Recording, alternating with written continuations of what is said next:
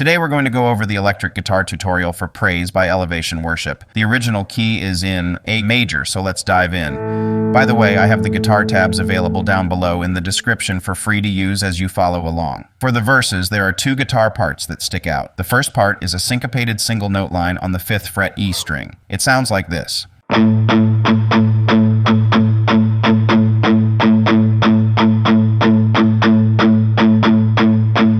The second guitar part uses a dotted 8th delay and is palm muted. The first shape is an A chord starting on the 7th fret D, 6th fret G, and 5th fret B and E strings. Your second chord is going to add the pinky to the 7th fret G string. Your E chord and D chord are the exact same shape. The E chord is the 6th fret D string, 4th fret G string, and 5th fret B string. Then all you have to do is shift that shape down 2 frets to create your D chord. Here's what the verse sounds like.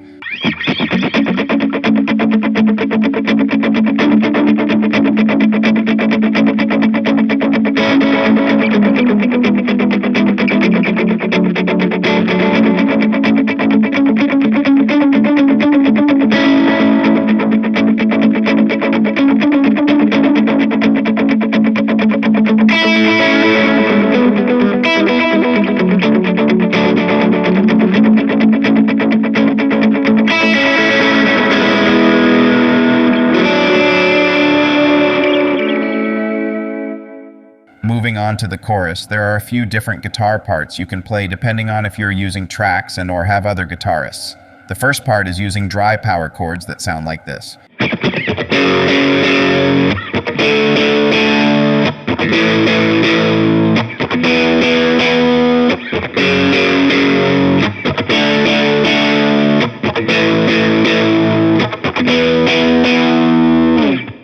You're only using 2 fingers to create these power chords. The first chord is an F sharp on the 2nd fret and 4th fret E and A strings.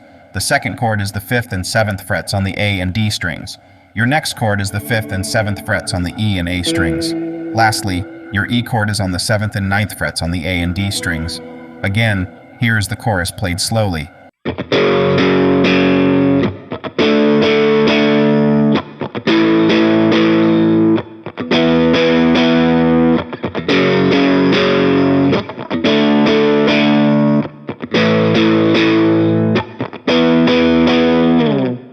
By the way, if you are having trouble following along, I have all the guitar tabs linked down below for free as you learn this song. The second guitar part is by far the most fun to play. You're going to be starting off on the 14th fret G string to the 16th fret D string, and ending the first lick with a slide up to the 18th fret G string. Here's what that first part sounds like.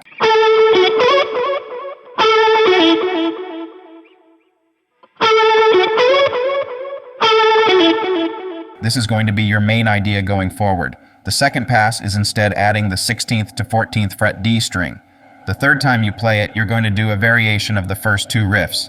You'll slide to the 18th fret and end the lick on the 16th fret G string.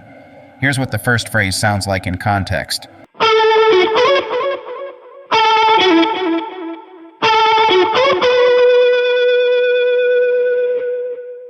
The second pass of the chorus is slightly different. Instead, you'll play the last riff by adding the 16th to the 14th fret G string down to the 16th fret D string, and then back up to the 14th fret G string. Here's that chunk played slowly.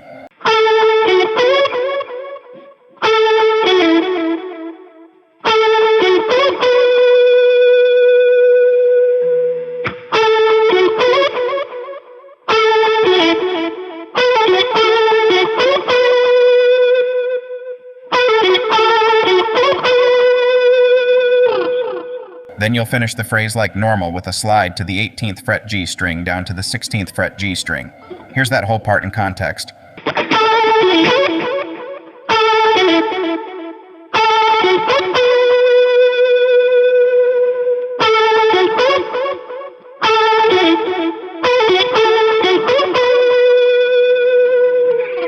The last chorus part we'll go over is another syncopated part outlining the same starting points as the power chords.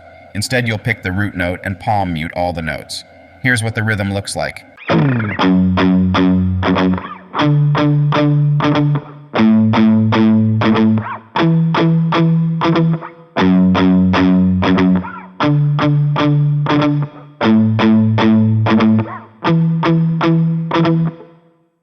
Lastly, let's go over the guitar solo during the instrumental towards the end of the song.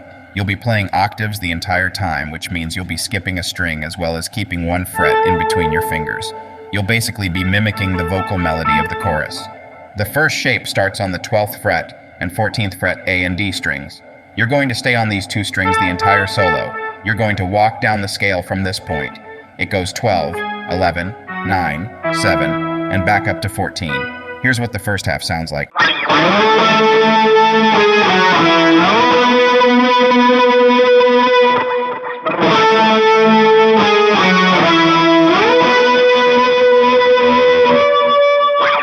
From there it's 12, 16, 11, then 9, 11 and back to 12. Here's what the entire solo looks like played slowly.